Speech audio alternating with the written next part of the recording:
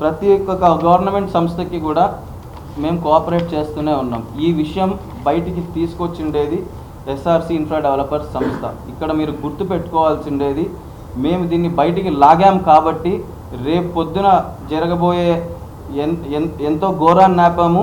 ఈరోజు మా వల్ల ఇప్పటి వరకు మోసపోయిన ఎంతోమందిని కూడా మేము ఎంతో వాళ్ళకి కొంచెం చెప్పగలిగాం.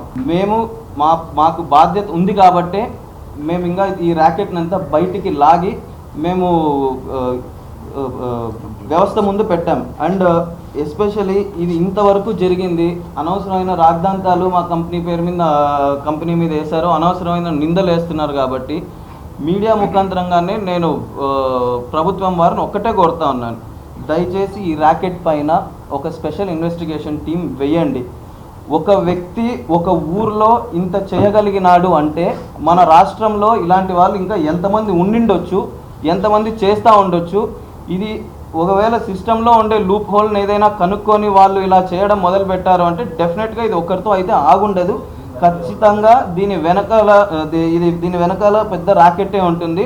అండ్ దీని వెనకాల ఉండి నడిపించే వాళ్ళు కూడా ఎవరైనా ఉన్నారా అనేది కూడా ఒక స్పెషల్ ఇన్వెస్టిగేషన్ టీం వేసి ప్రభుత్వం వారు దీన్ని ఖచ్చితంగా కట్టడి చేయాలనేసి నేను ప్రాధాన్యపడుతున్నాను.